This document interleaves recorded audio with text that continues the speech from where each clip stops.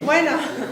pues bienvenidos a esta tarde aquí, a esta que es la primera de las conferencias, el primero de los actos de las tardes de cultura en el museo. La verdad es que me encanta ver esto tan lleno de gente y siempre es algo que es una maravilla, ver el museo así. Esta conferencia con la que empiezan las tardes de cultura en el museo, ahora la voy a presentar, pero quiero hablar también de que este ciclo son 3 tardes, que son 3 martes, el martes que viene y el siguiente, y quiero hablar un poquito de lo que vamos a hacer los siguientes días. El siguiente martes es para un cuadernillo que vamos a presentar, escrito por los alumnos de un taller de creación literaria, que era literatura gastronómica, con lo cual eran haikus, porque era una iniciación a la poesía, haikus gastronómicos. Y entonces los alumnos de ese taller escribieron una serie de textos que son los que vamos a presentar en el cuadernillo el próximo martes. Y el siguiente martes, que es el martes 18 de junio, pues tendremos a Raúl Hernández Vivero, que es un escritor mexicano, que es bastante interesante, que nos va a presentar aquí su libro que se llama Andaluz. En la entrada, en el mostrador, tenéis todos un papel de estos que los podéis llevar, en donde está la sinopsis del libro, un poco para presentaros a este autor. Y os esperamos encontrar por aquí ese día, porque la verdad es que es un escritor que sorprende bastante. Y bueno, ya nos centramos en la conferencia de hoy, con la que se inicia las tardes de cultura en el museo. Bueno, y os presento en primer lugar a Pepe Veneroso, que ya lo conocemos en el museo porque ha estado aquí otras veces con nosotros, pero bueno, os voy para los que no los conozcáis, a presentar su currículum. José Veneroso Santos es doctor en Historia por la UNED, obteniendo la calificación de sobresaliente cum laude con la tesis doctoral, una revisión de la entrada de los árabes bereberes en la península ibérica en el 711. La batalla del río Guadarranque y sus consecuencias inmediatas. Ha sido propuesto para el Premio Extraordinario de Doctorado en el curso 2022-2023, el licenciado en Geografía e Historia por la UNED, y obtuvo el diploma de estudios avanzados con la clasificación de sobresaliente, y es profesor de Historia Medieval de España por la Complutense de Madrid, especializado en temas de Al-Ándalus. Y aunque aquí lo que vamos a hablar son de temas de Al-Ándalus, es el tema de Al-Ándalus, él realmente también tiene abiertas otras líneas de investigación. A mí me pareció interesantísima una de ellas, que es una línea de investigación que va sobre la injerencia británica y el papel desarrollado por Gibraltar en la Guerra Civil Española y sus consecuencias. Y de esta línea de investigación él publicó un libro que se llama Franco en Gibraltar, marzo de 1935, antecedentes, desarrollo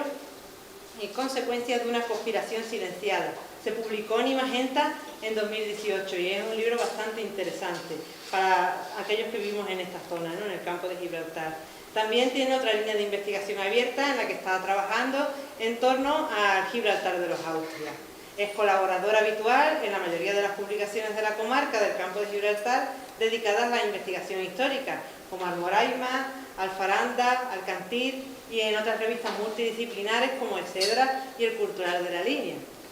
Y esta tarde pues nos va a estar hablando de Cartella. Su conferencia de hoy se titula Cartella, la conquista árabo-bereber en el 711. Estamos en el Museo de Cartella y por eso esta conferencia tiene aquí mucho sentido. La segunda planta del museo está dedicada a la Edad Media, en el contexto de Cartella, porque realmente la historia romana es lo que hace más famosa la ciudad de Cartella, pues cuando en el momento de esplendor de la ciudad, pero la permanencia de usos en la zona de Cartella pues pervive hasta el día de hoy. Y entonces pues me parece bastante interesante que nos venga a hablar hoy de este tema.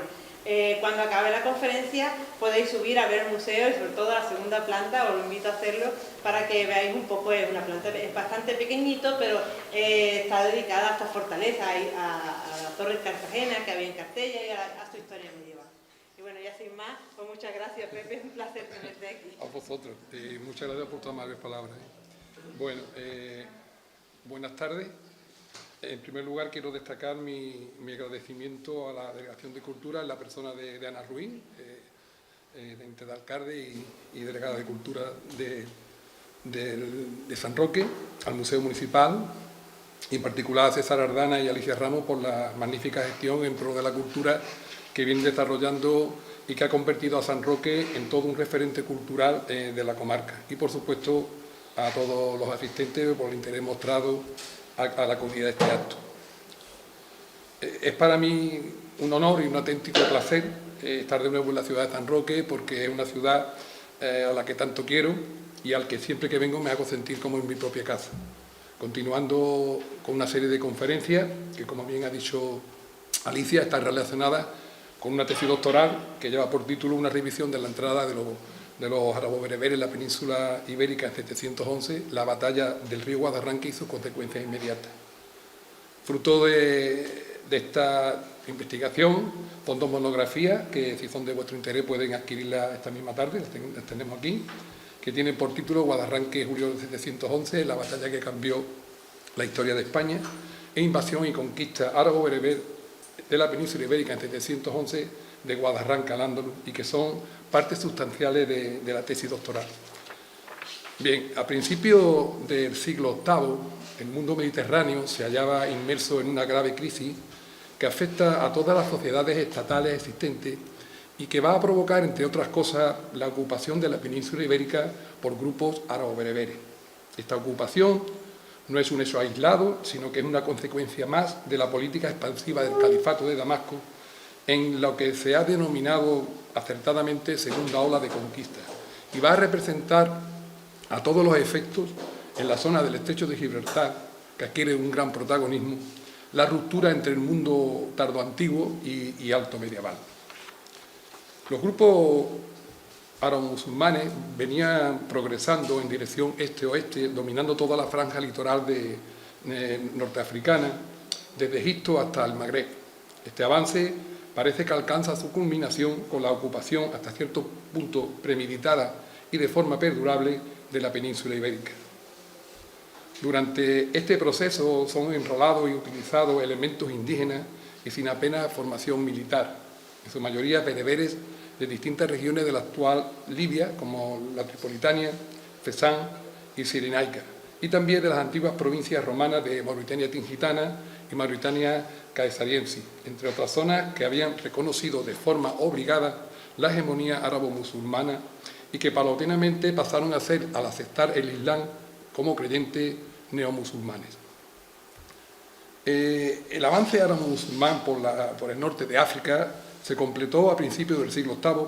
quedando Musa ben Nusay en Kaiwán como gobernador de Ifriqiya y su lugarteniente Tari ben Siyah en Tánger. Estos grupos bereberes evolucionan de unas formas tribales a otras estatales. Son gente recién islamizada o en fase de hacerlo, muy belicosos y con apetencia de botín, que difícilmente puede controlar el gobierno árabe desde Ifriqiya, lo cual supone una seria amenaza para la estabilidad de la región. Y así, dirigido por Tari ben Siyah y canalizado por el conde Julián de la Fuente, cruzarán el estrecho y penetrarán en la península ibérica. Estos árabo-bereberes habían entrado en contacto con Julián, que se había visto obligado a residir en Septen tras haberle sido arrebatadas por Rodrigo las posiciones de las costas peninsulares, fundamentalmente la ciudad de Traducta, y en realidad este será el móvil más cercano para que se produzca el paso de los contingentes bereberes a la península, es decir, el de recuperar las anteriores posesiones peninsulares del citado conde Julián. Tras una primera incursión de tanteo realizada por Tarif ben Malik en 700D, que desembarca en la antigua Melaria, actualmente Tarifa, y raciar toda la zona, se produce al año siguiente la invasión a cargo de Tari ben Siyah, que le cede la vanguardia de su ejército al propio Tarif. Por lo tanto, en la ocupación de la península intervienen una serie de factores locales y ajenos a las directrices califales, como son la participación del citado conde Julián y de Tarif ben Malik, de la tribu de los Berguata, residente en Karsagir, ¿sí? Un enclave muy cercano al actual Tánger. En estas fechas, la relación entre las dos orillas del estrecho de Gibraltar era manifiesta. En realidad nunca hubo una ruptura prolongada, tanto en el plano económico como en el plano político-militar. La parte norte, una de las regiones más romanizadas, como y urbanizada, en particular los alrededores de la actual bahía de Algeciras, contaba con una significativa población que se hallaba dispersa como consecuencia del proceso de ruralización que venía desarrollándose y que afectaba negativamente al mundo urbano en beneficio del rural. Mantenía igualmente una serie de actividades económicas que en gran parte se encontraba todavía en manos de comerciantes bizantinos. Estos habían encontrado aquí el refugio necesario para seguir monopolizando a través de un complejo y eficaz sistema de administración fiscal y mercantil el comercio del Mediterráneo occidental, después de la pérdida de Cartago en 698. En consecuencia, la zona del Estrecho, aun estando bajo dominio político-militar visigodo, continuaba tutelada por los bizantinos en lo económico y en lo sociocultural. Era tal el arraigo bizantino en esta zona que el pensamiento y la conducta de su población mostraba más correspondencia con Bizancio que con Toledo. Pero el panorama político-social y económico, y más tarde el ideológico y el cultural, van a cambiar en el tránsito del siglo VII al VIII, sobre todo en la zona nuestra, sí, el entorno del Estrecho de Gibraltar. Las anteriores posesiones bizantinas habían quedado enclavadas en lo que sería conocido como Comitatus Iulianus, una circunscripción territorial que abarcaba tierra de ambos lados del estrecho. Este comitatus permaneció integrado en el espacio que antes había correspondido a la antigua diócesis acidonense y tuvo como principales enclaves en la península Traducta, residencia de un conde, y en el continente africano Septim, base de la flota que protegía y controlaba las transacciones comerciales. A principios del siglo VIII, estas tierras estaban en poder del citado conde Julián, pero le fueron arrebatadas por el entonces duque de la Bética, Rodrigo, antes de subir al trono. Es conocido que la economía bética se fundamentaba en la agricultura y la ganadería como principales recursos. El aceite de la Bética tenía todavía una fuerte demanda por el Mediterráneo. Tanto el aceite como el vino seguían siendo envasados en recipientes anfóricos para su comercialización en el exterior. Las vegas, principalmente la del Guadalquivir, la gran arteria fluvial, y las de otros ríos importantes, también navegables, por lo que eran transportados los productos, estaban todavía jalonadas de alfares que surtían de envases, básicamente ánforas olearias y ánforas binarias, para cubrir las necesidades de ambas actividades, las olícolas y las vinícolas. La mayor parte de la producción de aceite y vino era destinada a la exportación. Y aquí jugaba un papel importantísimo los puertos del Estrecho, ya que era la principal puerta para su comercialización por el Mediterráneo. Estos puertos, desde hacía tiempo, integrados en una nueva demarcación territorial, el señalado Comitatus Iuliano, que estaba bajo la jurisdicción y el dominio, como he dicho antes, del conde Julián. Existían unas manifiestas intenciones por parte del nuevo monarca de apoderarse y controlar la zona del Estrecho, territorio al que aspiraban desde hacía años los duques de la Bética. En concreto, se trataba de la zona que abarcaba los antiguos dominios bizantinos y había representado durante años una seria amenaza para los intereses políticos y económicos de Córdoba. Es muy probable que las incesantes pretensiones de los cordobeses, concretamente sobre Septim en la segunda mitad del siglo VII, provocaran que las autoridades bizantinas de esta ciudad se viesen obligadas a aceptar un acuerdo. Es un acuerdo que puede ser considerado a todos los efectos propio del régimen feudal, que frenaba en parte la codicia visigoda, pues a cambio de conservar la ciudad y su estatus comercial, los imperiales cedían algunas de sus posesiones más significativas en la zona del Estrecho, se las cedían a la corte de Toledo. Pero en realidad son los duques de cordobeses quienes se van a beneficiar de estas posesiones, como pudo ser el caso de la antigua Cartella. Sin embargo, no se cuenta hasta el momento con evidencia arqueológica claramente visigoda que induzca a pensar que Cartella estuvo en poder del reino toledano antes de la conquista musulmana. Sospecho que sí pudo estarlo políticamente con una población hispano-visigoda residente, pero esta se hallaría tan orientalizada debido a la fuerte influencia imperial como puede evidenciarse por la similitud de los escasos ajuares funerarios localizados. sobre todo indumentaria y ornamentación, que difícilmente sería posible diferenciar si eran hispano-visigodas o bizantinas. Por otro lado, la actividad pesquera y la industria conservera de ella derivada debían ser todavía un reclamo importante para la nobleza cordobesa. El tráfico comercial y el control del estrecho en manos de Julián debió verse bastante alterado con la desaparición de Witiza. Esta situación de desconcierto favoreció las viejas pretensiones del senato cordobés. Así, una vez Rodrigo alcanza el trono y, actuando con independencia de Toledo, intenta anexionarse esta región y arrebata al Come la ciudad de Tradusta, el más importante asentamiento de la zona del estrecho en la península, desde el que se controlaba todo el tráfico marítimo de la parte peninsular y otros enclaves menores próximos como el de Cartella. Cuando entra Tari Ben Malí en 710, Tradusta está en poder de Córdoba. Además, Julián se vio obligado a ceder Tánger a los árabo-bereberes, haciéndose fuerte en Ceuta, algo que solo le fue posible hasta que se interrumpieron los envíos de ayudas peninsulares.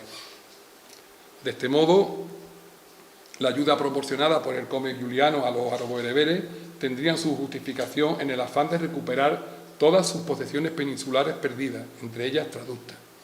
al tiempo que al pedir el amán a Musa lograba mantener Septen en su poder y albergaba importantes posibilidades de recuperar también la recién perdida Tingis. Ahora bien, para muchos autores, la única población existente en el Arco de la Vía a comienzos del siglo VIII era Giulia Tradusta, mencionada todavía en la crónica de 754, y que mantuvo su importancia portuaria al menos hasta el siglo V, y aunque no con la misma intensidad anterior, probablemente también durante los siglos VI y VII. Pero sabemos por las fuentes que al menos Cartella también pervivía, si no como ciudad, aunque siguiese manteniendo su fisonomía como tal, sí como explotación agroganadera del tipo fundus, en la que la población hispana que albergaba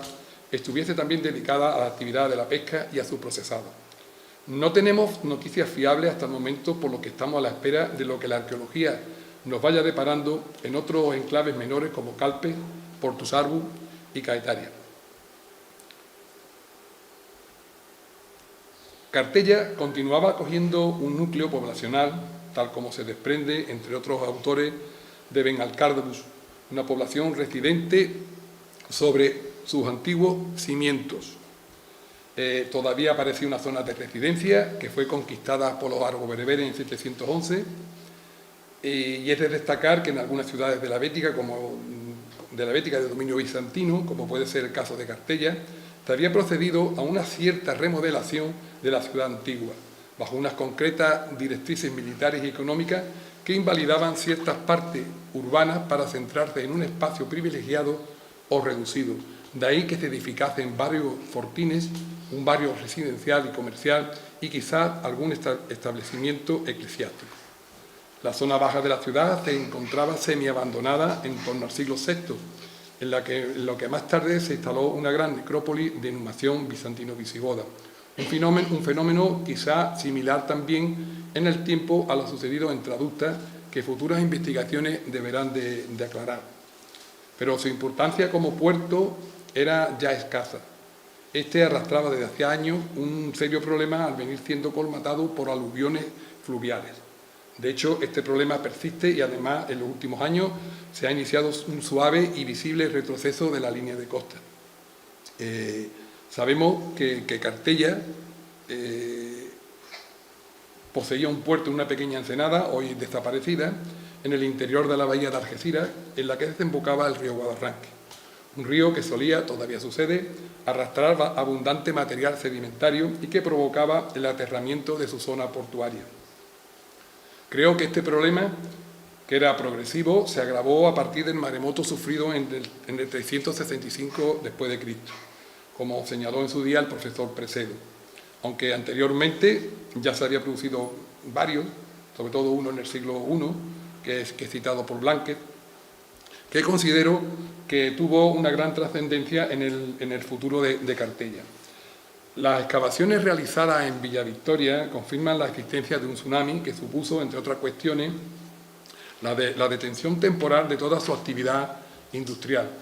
En dicho episodio es observable estratigráficamente la existencia de una tsunamita, es decir, un compuesto arcilloso muy parecido a la arenisca, formada por una acumulación sedimentaria con bioindicadores del evento. Este suceso afectó gravemente la vida de Cartella y es seguro que marcó un punto de inflexión importante en su existencia. De hecho, mantengo que al inicio del declive de la ciudad, o al menos el agravamiento de esta situación, hay que buscarlo en este suceso, porque evidentemente, y entre otras razones, los ríos Guadarranque y Palmones debieron cambiar parte de su trazado, sobre todo en lo que respecta a sus originales desembocaduras, y el principal puerto de la ciudad se vio seriamente afectado. Insisto, esta situación se vio agravada a raíz del tsunami acaecido en torno al 365 después de Cristo, colmatando aún más su puerto. Esta colmatación mermaba su operatividad para el comercio marítimo al impedir la maniobra de naves grandes y de mayor calado. Sí, estimo que estamos hablando de naves de más de 2 metros de calado. Aunque este río suponía todavía una vía importante de comunicación y transporte hacia el interior, asumiendo un destacado protagonismo en la interrelación de la costa y el interior. Todavía era posible, a través de su curso, enlazar las distintas zonas de explotación agrícola, tanto entre ellas como con la costa, convirtiéndose en uno de los principales motores económicos de la zona, tal como se puede comprobar por el hallazgo de abundantes establecimientos de distintos tipos y funciones, como alfares, fundiarios, hornos cerámicos, etcétera, tanto de época romana como de periodo más tardío. Además, creo que la apuesta imperial por Traducta, con un decidido propósito de destacar el poder del emperador Octavio Augusto, se hizo patente tras haber secundado Cartella la causa pompeyana. Es decir, hubo una guerra civil en Roma, entre los partidarios de Julio César y Pompeyo, y Cartella pues apoyó al bando pompeyano. Esto ayudó al declive paulatino de la ciudad de Cartella en beneficio de Traducta. El territorio de Cartella se vio en gran parte reducido, quedando fijado como posibles límites geográficos al oeste del Palmones. Creo que la conocida Torre de Entre Ríos, ubicada a la margen izquierda del Palmones, marcaba el límite geográfico que lo separaba del de Traducta, y al este el río Guadiaro. Sin embargo, algo que no se suele tener en cuenta, y a pesar de su imagen de decadencia, es que, como antes se dijo, se ha constatado la presencia de una importante colonia de comerciantes orientales muy activa durante el siglo VI en Cartella. Confirma esta presencia, entre otras cosas, el hallazgo de una esagia bizantina, mejor un esagium bizantino, en dicha localidad. Recordemos que las esagias o pondus eran patrones oficiales para comprobar y controlar las pesas corrientes y no marcadas en el comercio diario. La existencia de tales pesas en nuestra península, respondiendo a las mismas unidades que en el resto del imperio, demuestra una vez más la perfecta unidad de vida y de cultura que sigue disfrutando el mar Mediterráneo durante el imperio bizantino. Otros enclaves menores en las proximidades, además de los más conocidos en el Arco de la Bahía, especialmente productivos, serían los localizados en Villa Victoria, en el Puente Mayorga, de reciente intervención arqueológica, el de la calle Aurora, en Campamento, y un poco más alejado el de Borondo Guadalquitón, el de la Caleta en Gibraltar, y los de la Tunara y Sanovana en la línea de la Concepción, ya en la costa de Levante y en fase de estudio.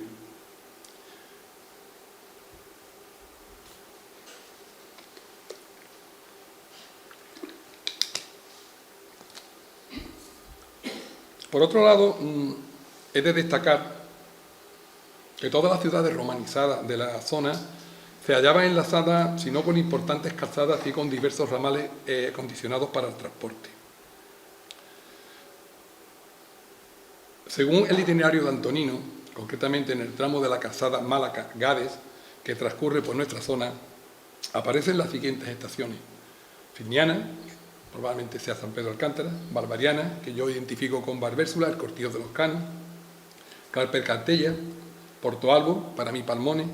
Melaria, Tarifa, Baelo, Bolonia y Baisipo, Barbate. Interpreto que Calpe en Cartella se accedería por un ramal que se desviaría a la altura de Barbérsula y que continuaría por la línea de costa de Levante hacia Calpe, probablemente una Setaria Mancio a pies de Gibraltar, y luego hacia Cartella para comunicar de nuevo con el trazado principal Málaga-Cádiz. Este ramal costero comunicaba diversas factorías o complejos conserveros existentes a lo largo de la costa y que estaban obligadas a tributar, como las de Borondo Guadalquitón, la Hacienda, Sanovana y la Tunara. Igualmente cabe la posibilidad de que el desvío hacia Calpe en Cartella, es decir, hacia Gibraltar y desde Cartella, teniendo en cuenta la forma acusativa en que aparece el término Cartella en el citado itinerario, desde ahí al Amancio, que estaría, yo la sitúo aquí, en la actual población de San Roque, como estoy estudiando en la actualidad, porque no podemos descartar la posibilidad de la existencia de estaciones menores, como la arqueología en otras zonas de la península ha demostrado.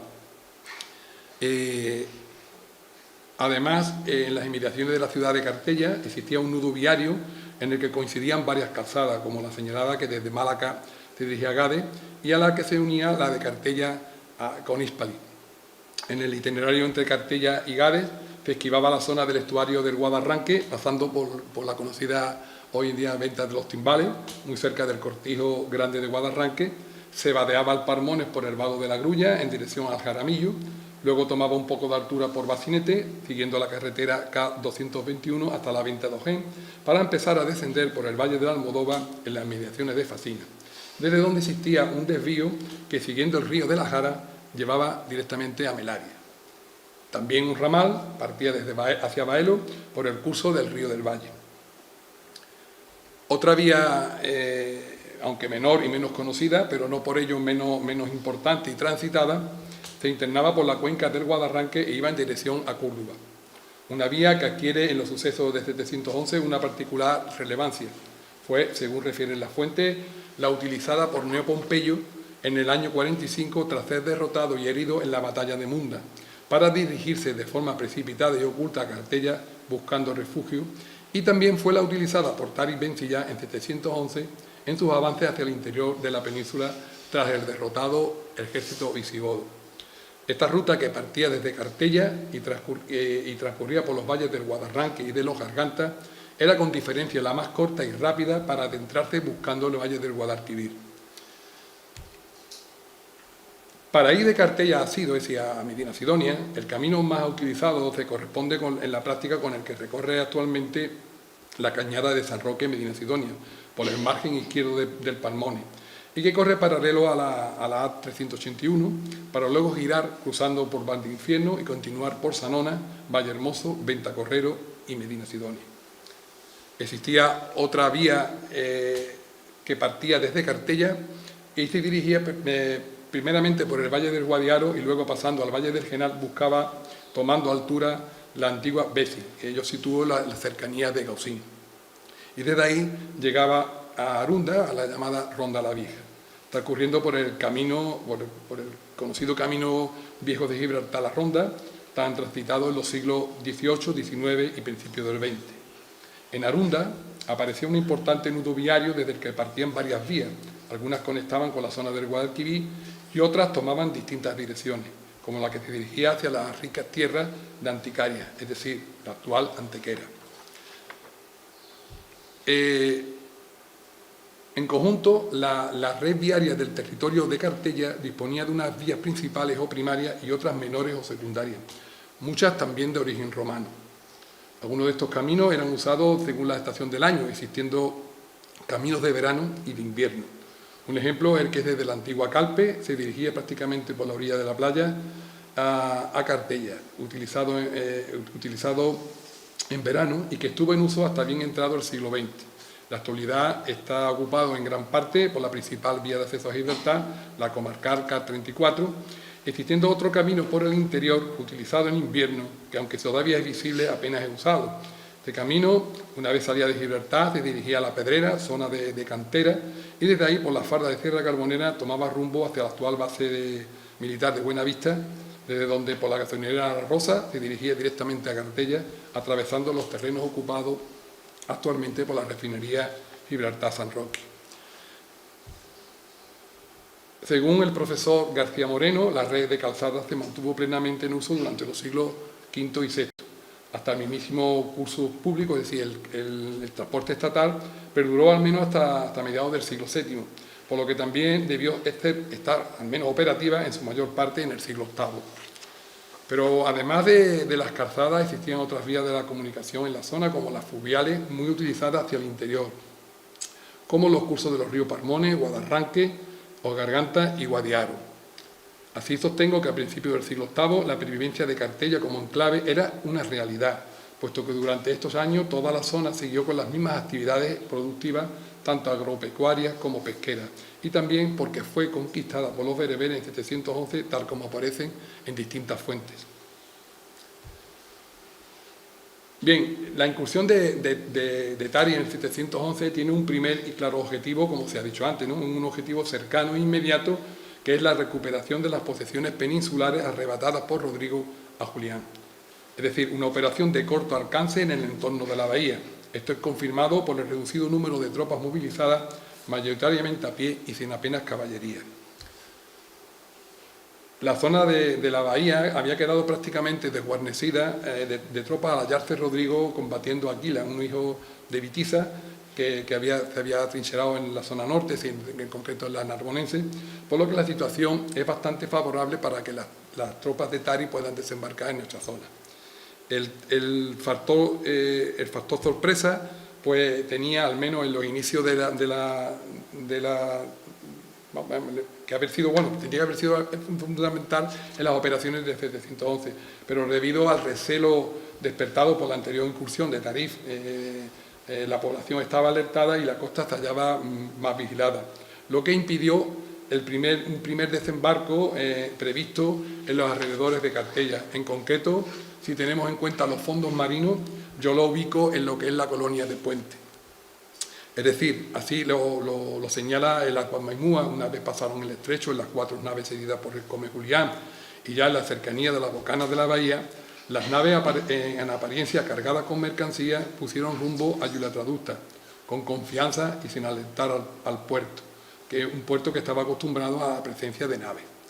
logrando burlar también a los centinelas de las atalayas del Hacho de Gibraltar, una de las muchas que debían de existir en los alrededores de Yulatraducta, ya que como consecuencia de la incursión del año anterior se había estrechado bastante la vigilancia en toda esta zona. Esto sucede, pero en un momento dado estas naves, ya a la caída de la tarde, o incluso es probable que anocheciendo, pliegan las velas y a golpe de remo viran a estribor, cambiando el rumbo, adentrándose y dirigiéndose a un lugar próximo a Cartella, una playa de fácil varado por las embarcaciones de este tipo, es decir, unas embarcaciones de poco calado, pero siempre evitando las cercanas y temidas Piedras del Gallo que todo el mundo conocemos. Sabemos que esta zona de la bahía, por sus excelentes condiciones, ha sido a lo largo de la historia escenario de otros desembarcos. Por esta fecha, Cartella reunía las condiciones idóneas para llevar a cabo la operación, puesto que debía conservar algún tipo de líneas defensivas y estaba separada de Yulatraducta, principal y más cercano núcleo poblacional visigodo de los alrededores, y en teoría la primera amenaza para el desarrollo del desembarco. Estaba separada por 2 ríos, el Parmone y el Guadarranque, que junto a una importante laguna originada por los estuarios de estos, conformaban una línea defensiva natural que facilitaría tras el desembarco su protección ante un eventual ataque visigodo. Este enclave, por su estratégica situación, constituiría sin duda uno de los objetivos preferentes e inmediatos para los árabo-bereberes. Las fuentes hablan de que el desembarco fue rechazado por cristianos que estaban apostados en la ciudad de Cartella. Debía de tratarse de una guarnición militar, pues para un grupo de civiles sería muy complicado rechazar o entorpecer un desembarco de los aguerridos bereberes. Se trataría de la guarnición que estaba asentada en este núcleo, aunque casi con absoluta certeza no serían soldados bizantinos, sino visigodos. Tras este fracaso, los bereberes optaron por utilizar otra ruta, uno de los pasos citados por Al-Hakam, que se dirigía hacia el litoral mediterráneo, que aunque conocido, era menos utilizado. Una ruta que tuvo por destino las inmediaciones de Borondo-Guadalquitón, zona que reúne dos importantes peculiaridades: fácil habituallamiento y total discreción. Un lugar con abundancia de provisiones y un lugar alejado y oculto de las posiciones visigodas de la bahía. Establezco el inicio de la operación en la última decena del mes de abril de 711, cuando mejoran las condiciones climatológicas para la navegación en la zona, y así aprovechar la situación más favorable que ofrecen los meses de mayo y junio y su finalización en la segunda quincena de junio.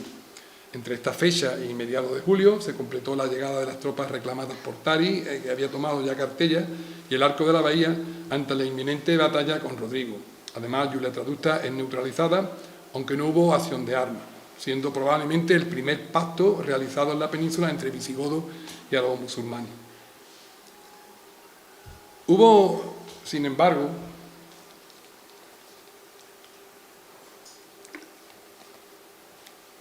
un intento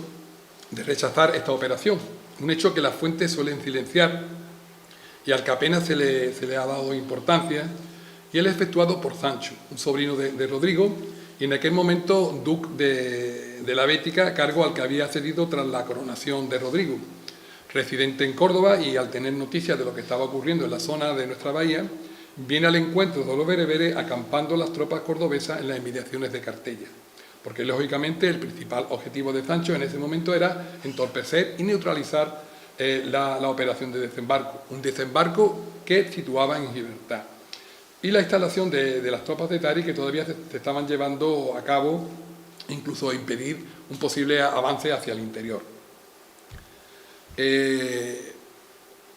Días después se produce el enfrentamiento en el istmo de Gibraltar, en lo que en el siglo XIII fue conocido por los almohades como Al-Nácar, sí, la lengua de arena,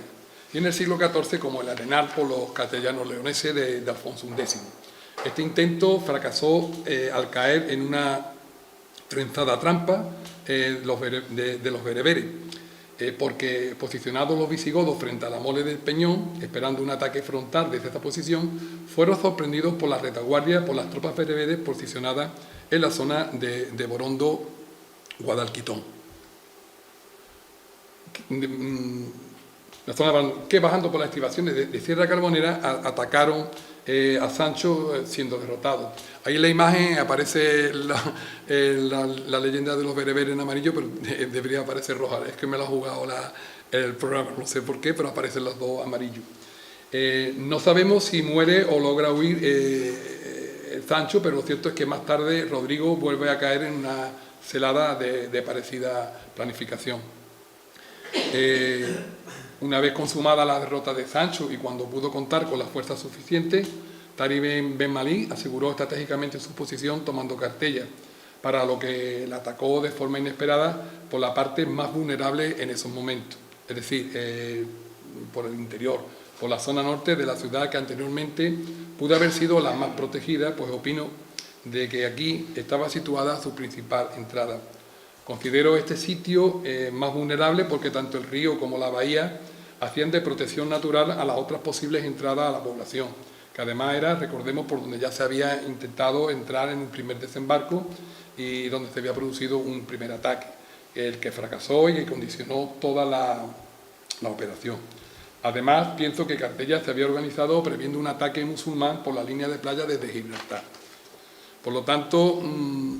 y de esta forma, el grueso de las tropas bereberes de Tarir se dirigen a Cartella desde la zona de Guadalquitón, donde tenían montados sus campamentos a través de los puertos de Sierra Carbonera. Podemos indicar como posible y principal itinerario el que, partiendo de la zona de Guadalquitón y una vez pasado Borondo, se dirige por un antiguo camino que recoge los portichuelos y una zona conocida como Sanovana, que con restos de material constructivo romano en superficie,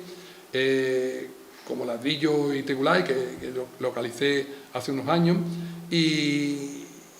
hay también fragmentos de ánfora, de las usadas para el salazón, contenedores tipo dolium, y es un asentamiento para mí dependiente de Cartella y que se encuentra actualmente en fase de estudio. Este camino que he citado tomaba dirección hacia el cortijo de Valdelovillo, por las inmediaciones del puerto de Liguerón, continuando por el arroyo de la Mujer hasta llegar a la antigua calzada romana que desde Málaga se dirigía a Gades y que, como ya se dijo, pasaba muy cerca de Cartella. Si bien parece más probable que tras recorrer un tramo de esta calzada y a la altura del actual punto conocido como el Toril, abandonara la calzada por un ramal, también de origen romano, que llevaba directamente a la entrada norte de Cartella. Al-Hakam señala al respecto que para mí Tarif, se puso en marcha, pasó un puente que llevaba desde la montaña a una población llamada Cartallana. A mi juicio, aquí puente debe hacer referencia a un puente o puerto de montaña.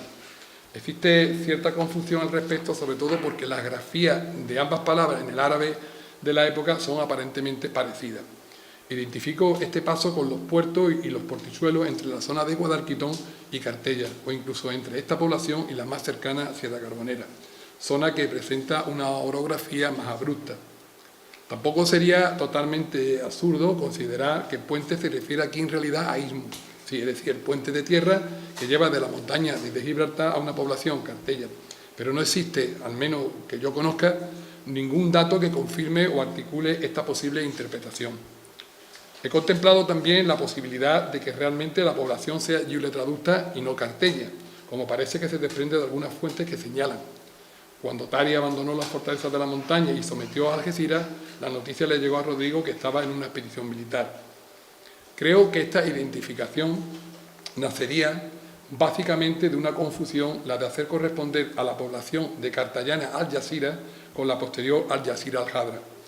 En el primer topónimo, el término Algeciras pronto desapareció, pero en el segundo perduró durante bastante tiempo. Esta suposición no se sostiene por muchas razones. Una de ellas, y para mí fundamental, es que las crónicas no tendrían dificultad en diferenciar dos poblaciones como Traducta y Cartella, y más aún entre esta y Algeciras Al-Hadra, porque esta ciudad fue fundada en novo, es decir, el proceso,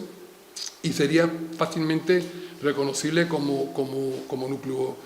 un nuevo núcleo urbano. Además, no existe referencia sobre la conquista por las armas del antiguo Traducta. La toma de Cartella significa un gran paso en las intenciones árabo-bereberes de posicionarse en estas tierras, teniendo en cuenta que apenas contaba con caballería. Es el primer núcleo de cierta entidad que cae en su poder y debió tener una gran carga simbólica por lo que dicha población había representado en el pasado. Otro término que aparece en algunos textos y que origina cierta confusión es lago, en otros aparece laguna. Así, por ejemplo, en el Fath al-Ándalus se dice, una vez que estuvieron pertrechado, debe referirse a las tropas de Tari Ben Malí, salió de la montaña y se precipitó hacia el llano, haciendo algaras, hasta conquistar Cartella y llegar a la laguna. El identificar aquí laguna con la janda, como muy a menudo se ha hecho, no tiene sentido, y es el origen de una serie de errores e imprecisiones que han perdurado a lo largo de los siglos, en gran parte de la historiografía existente sobre este tema.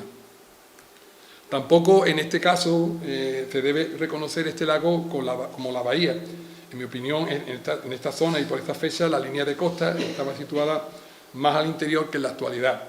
por lo que el influjo de las mareas se hacía sentir con mayor intensidad en los cursos de los ríos Guadarranque y del Palmone, y formaban y alimentaban por su efecto una laguna en la actualidad prácticamente desaparecida. Si el autor se hubiese referido a la janda, sin duda que habría citado de algún modo a Saduna por su cercanía y por ser este un topónimo de referencia muy importante, y esto no ocurre en ningún momento. E incluso se hubiese citado a Algeciras Al-Hadra, ¿no? o Giuletraducta, pero no a Cartella. A no ser que, como sostengo, la laguna a la que hace referencia sea la que existía frente a Cartella, que desde la misma entrada de su puerto se extendía en esa fecha hasta las proximidades de Traducta. Era una laguna originada por la acción de los ríos Parmone y Guadacorte y Guadarranque y estaba situada entre esto y el mar. Aparecía además junto a ella una extensa zona de marismas, los que tenemos cierta edad hemos conocido incluso salinas en esa zona, que quedaban unidas con un enorme estuario originado por la confluencia de otro río, el Madre Vieja, que en su último tramo, prácticamente ya en la misma bocana del puerto de Cartella. Este espacio comprendería una extensión considerable donde todavía topónimos como Cantarrana, La Albina, La Isleta, Albatera, Río Blanco, etc., y otros que ya han desaparecido como Saladillo y Sotillo de Angostura, Saladar y la Saladera nos lo hacen recordar, ¿no? No tengo duda en identificar esta laguna con el lugar que el geógrafo Aludri indica cuando dice que en las costas de Algeciras hay un lugar conocido como el Mar de la Casa del Ave. Este lugar es señalado por Lorenzo Valverde, que dice cuando traen estos dos ríos, Palmón y Guadarranque, las avenidas muy grandes, se juntan las dos aguas en aquella playa y arenal que hay entre uno y otro. Y nos parece que el mar se ha subido y ha inundado aquel paraje. Bien, con Gibraltar, Cartella y Giulia Traducta en su poder, Tari queda a la espera de la llegada de Rodrigo en las inmediaciones de la bahía, eligiendo el escenario que más le favorecía para la batalla, lo cual sería determinante para la victoria musulmana. ¿Y cuál sería este escenario? A lo largo de los años se ha propuesto varios lugares para el enfrentamiento entre Tari y Rodrigo en julio de 711, que básicamente pueden ser reducidos, atendiendo a lo que muestran las fuentes más antiguas, a tres: la montaña traductina, el río Unjaquín y el Laco, que es por extensión Guadilaco, siendo este el más generalizado, dando lugar erróneamente a la forma Guadalete. Existen fuentes que señalan que la batalla se produjo en el lago o próximo a este, junto al mar. Considero, como tantas veces he dicho, que el lago, la albujaira de los textos árabes, forma diminutiva del étimo bar, es efectivamente una extensión de agua, un mar pequeño, una ensenada e incluso una bahía. Así, admitiendo que el término albujaira se corresponde con bahía y desplazando y situando la acción en la bahía de Algeciras, identifico el Guadarranque con el río del lago. Para relacionar los tres primeros emplazamientos que ofrecen las fuentes para la batalla, es decir, Traductine Promontory, Guadi Unjaquín y el lago o el río del lago, con Gibraltar, Guadarranque y la bahía, todo se articula y coincide. Y lo que puede resultar más significativo esta tarde, todo localizado en la cercanía de Cartella, por lo que de nuevo este enclave, ojo, hablamos del siglo VIII,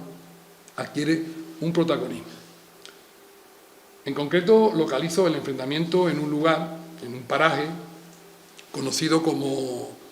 el Chapatal, haciendo responder los datos que aparecen en los textos que indican que la batalla tuvo por escenario una planicie a orilla de un río y a poca distancia de la costa, es decir, la bahía, y de los montes de Traducta, es decir, Gibraltar. Un espacio junto a un ramal de calzada romana que unía Cartella con Córdoba, que propició a Tari la necesaria ventaja táctica: firme e inestable, terrenos encharcados, con frondosa vegetación de retama, etcétera, para enfrentarse con ciertas garantías de éxito, teniendo en cuenta los recursos militares que poseía, una amalgama de hombres de distintos clanes y tribus, a pie y en infinidad numérica, ante un enemigo que contaba con una poderosa caballería. El enfrentamiento tuvo una duración aproximada de 3 a 7 días. La derrota de la tropa visigoda fue total y absoluta, abandonando el escenario de la batalla a la desbandada y siendo perseguida durante varios días por efectivos bereberes y hombres de Juliano, conocedores del territorio. Rodrigo, yo lo defiendo así, en su vida pereció en el Guadaltín, que edificó con el río Guadarranque, con el río Palmone, aunque nos falta fuente en que sitúan su desaparición en la propia Cartella, haciéndonos suponer incluso que buscase refugio detrás de sus demolidos muros. Es posible que se diese más de un encuentro o una gran batalla en varios puntos cercanos, bien de forma simultánea, bien a lo largo de los días. Tras la batalla, Tari marchó desde la zona de la bahía, donde había quedado establecida la retaguardia de su ejército, hacia la garganta de Algeciras, Almadí al-Yazira, que localizó en el desfiladero de los Gargantas. Para mí son las azomadillas en Jimena, verdadera entrada a los campos de la ciudad de Algeciras, y de aquí después marchó a Écija. Utilizó la vía menos conocida antes referida, que partía desde la propia Cartella y se dirigía a Córdoba. Era la ruta más rápida y corta desde la bahía al valle del Guadalquivir. Así también es señalado por Aljaca, en la traducción que hace de él el profesor Lafuente, quien afirma que tras la conquista de Cartella, creo que sería más exacto decir que después de la batalla contra Rodrigo o de efectuarse la concesión de Cartella, Tari tomó la dirección de Córdoba, habiendo pasado por una isla que había en el mar. Dejó en ella una esclava, Unjaquín, con un destacamento, y desde entonces se llama Isla de Unjaquín. Mucho se ha escrito sobre este lugar. Hasta el primer tercio del siglo XX se ha identificado a esta isla un jaquín con la existente frente a la ciudad de Algeciras, hoy en día integrada en sus instalaciones portuarias, y son muchos los autores que así lo consideran. Yo, por el contrario, sostengo que esta identificación no es correcta, porque hay que tener en cuenta, en primer lugar, que el camino que desde Cartella se dirigía a Córdoba, como aparece en otra fuente, en la señalada de Aljaca, no pasaba por la actual Algeciras. En segundo lugar, porque sería imposible que esta isla pudiese existir viñedos, como se indica en la misma fuente que había en la citada isla, por las propias características morfológicas del suelo, el tamaño y los efectos climatológicos del mar que impedirían con absoluta seguridad la adecuada fructificación de la cosecha, a pesar de que contaba con agua. Solo habría que ver algunas imágenes retrospectivas de este accidente geográfico para haber confirmado esto. Para mí, esta isla Unjaquín debe ser localizada en el interior de la pequeña bahía que existía a su vez dentro de la bahía de Algeciras. En esta pequeña ensenada desembocaba el Guadarranque y el islote estaría formado por los ríos Guadarranque y su afluente el Madrevieja, que actualmente se une al Guadarranque poco antes de llegar al mar. Sabemos, aún un día es visible, de la existencia de un islote, aunque muy pequeño, en el río Guadarranque, que se extendía hasta su unión con el Madrevieja. Nombre este que también pudiese hacer referencia al citado término de Unjaquín, si tenemos en cuenta que Madrevieja en árabe es un walat. Así era conocida la yaguari, es decir, la esclava concubina que diese el primer hijo varón a su señor. Incluso podría ser identificada dicha isla con la propia Cartella, es decir, es posible que refiriéndose también aquí a península, pues no olvidemos que esta población fue conocida por los musulmanes como Cartayana al-Yazira y el río Unjaquín por los bereberes como el Guadarranque. Para mí no tendría sentido que tanto isla como el río que hacen llamar Unjaquín no se hallase en las proximidades de la bahía, porque recordemos que inicialmente esta zona estaba enclavada en la cura de Saduna, tal como lo dice Aljaca, que posteriormente pasaría a ser conocida como la cura de Al-Yazira. Cabría otra posibilidad, pero que también desecho, la de identificar el río Unjaquín con el río de la Miel, que desemboca frente a la citada Isla Verde, aunque en este caso no se hallaría, según se cita en la fuente, en la ruta de Cartella a Córdoba. También se podría trasladar aquel hidrónimo al río Parmonio, pero no existe ningún argumento válido para confirmar que así lo fuese. Bien, por otro lado, al señalar la fuente que la isla estaba frente a Algeciras, no tiene por qué hacer forzosamente referencia a una isla en el mar o en un río, sino que si interpretamos Al-Yazira como península, bien podría tratarse de las formadas por los ríos Parmones y Guadarranque, que se encontrara relativamente cerca, frente a una de las puertas de la ciudad. Desde esta perspectiva, y teniendo en cuenta que tanto Traducta como posteriormente Al-Yazira Al-Hadra estuvieron situadas sobre pequeñas elevaciones, la sensación de mirar desde aquí hacia el espacio comprendido entre los ríos, un espacio que para mí albergó el enclave de Portugalete y también el Guadacorte, pudiese perfectamente dar la impresión de tener una isla enfrente, o incluso hacer referencia a la propia Gibraltar, una península con abundante vegetación, es decir, cabe la posibilidad de que fuese la Al-Yazira Al-Hadra de la fuente. A mi entender, este texto tendría más sentido, insisto, si hacemos corresponder este Al-Yazira Unjaquín con la extensión de tierra que se extendía entre los ríos Guadarranque y Madrevieja, un lugar conocido actualmente como El Cerrado, un Mesopotamia, es decir, un terreno comprendido entre dos ríos. También cabe la posibilidad incluso de que fuese el espacio comprendido entre los ríos Parmones, Guadacorte y el citado Guadarranque, que limitaría con un pequeño lago o laguna de agua salobre que todavía es posible observar y que debido a la zona de marisma existente daría al menos la sensación de ser una isla pequeña, una pequeña península unida al resto del territorio por una pequeña franja de terreno seco, citada en algunos textos de los siglos XIX y XX como el arrecife, ocupado actualmente por la urbanización Guadacorte en los barrios. Toda esta zona se mantuvo en explotación como piscifactoría natural y complejo salinero hasta la segunda mitad del pasado siglo, mientras lo fue permitido por los larios. Una vez alcanzada la victoria de los musulmanes, pues se procedió al reparto del botín logrado y las tropas bereberes quedaron establecidas por clanes de forma dispersa y separadas en los alrededores de la bahía, concretamente a orillas de los ríos Guadarranque y Palmones, dando lugar pronto a la proliferación de asentamientos. Queda instalado un hospital de campaña en Riuataduta, que a partir de este momento adquiere gran protagonismo en las operaciones militares. Ahora bien, tras la batalla en Guadarranque, toda la zona del cono sur peninsular quedó bajo el control musulmán. La llegada de población civil bereber creció exponencialmente y pronto se efectuaron los primeros repartos de tierra. En principio, la población bereber ocupó las zonas rurales, con la excepción de algunas familias, y los dirigentes árabes se establecieron en las poblaciones de mayor entidad. Los posibles asentamientos mixtos entre bereberes y árabes no se llegaron a producir nunca. Se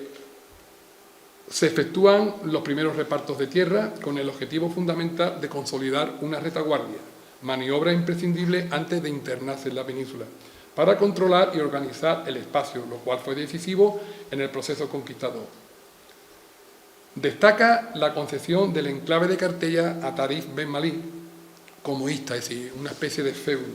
por su destacado papel en los acontecimientos. Existe un dato al que pienso que no se le prestó durante años la suficiente atención, y es el siguiente.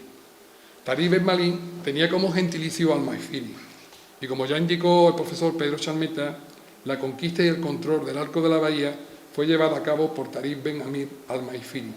pudiéndose extraer que este y Tarif Ben Malí al-Maifiri sean la misma persona. Tuvo un protagonismo que jamás le fue reconocido, diluyéndose los relevantes de su acción en los sucesos posteriores protagonizados por Tarif Ben Ziyad y Musa Ben Nusayr, o incluso por el conde Julián, entre otros.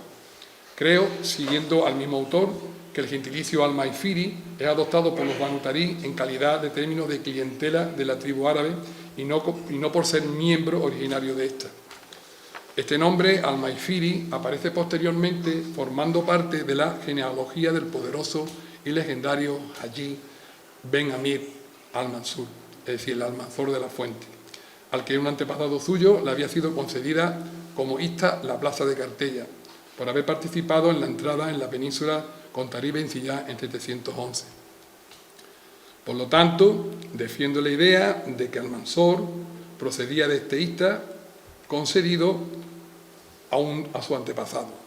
Las fuentes pueden errar al citar el río Guadiaro, confundiendo con el Guadarranque, cuando ubican Turrus, un lugar de su nacimiento, porque creo que en realidad se está refiriendo al genérico Turrus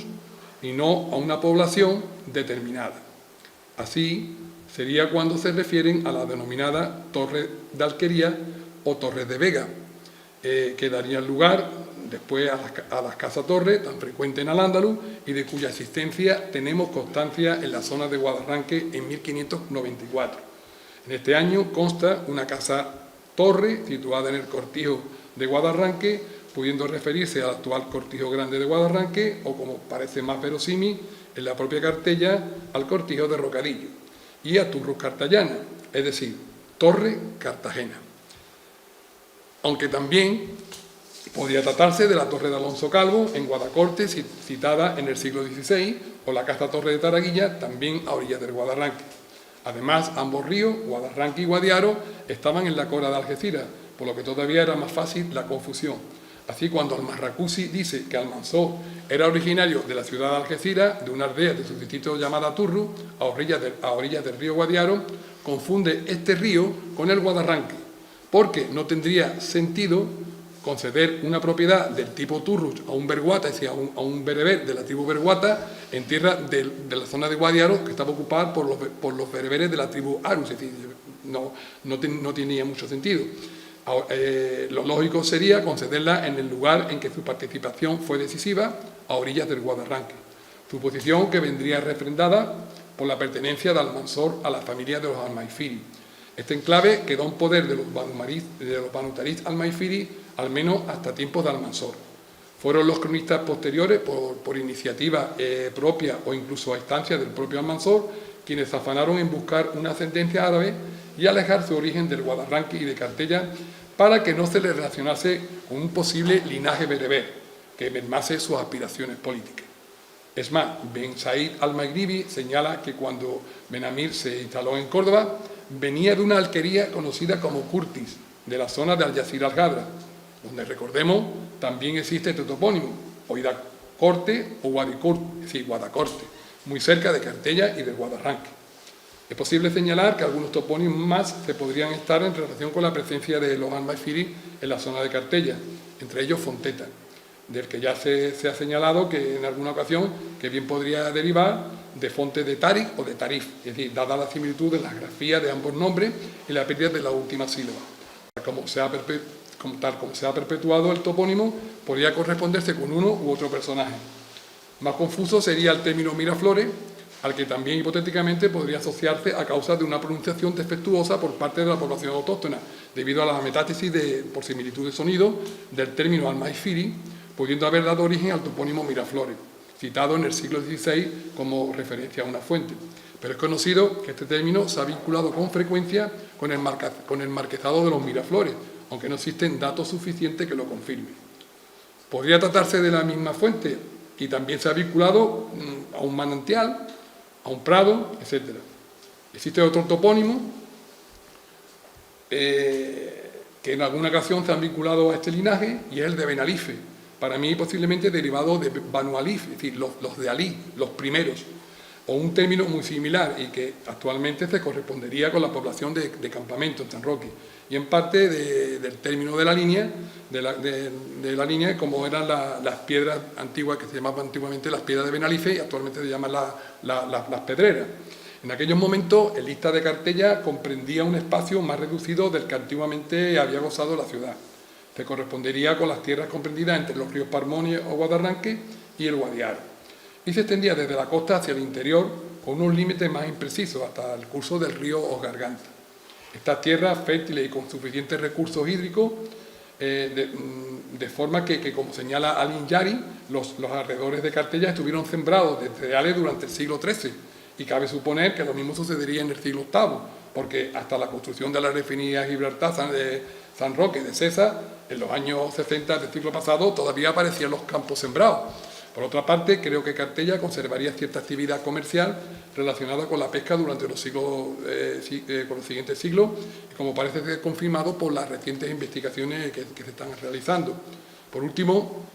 hay que decir que desconocemos en qué medida afectaron el Ista de Cartella a las disposiciones dictadas por el walí al-San a partir de 719, a quien el califa había hecho encargo expreso de que las tierras concedidas por las fuerzas de las armas durante la conquista fuesen grabadas en provecho del Estado, e incluso que fuesen devueltas en detrimento de los señores a los que se habían adjudicado. Pero con seguridad el Ista de Cartella no se vio afectado por esta medida y permaneció en poder de los almaifiri, al menos hasta la muerte de Almanzor o incluso hasta la Gran Fitna, ocurrida entre 1009 y 1030, que como sabemos acabó con el califato de Córdoba. Pues nada más, muchas gracias y quedo a vuestra disposición.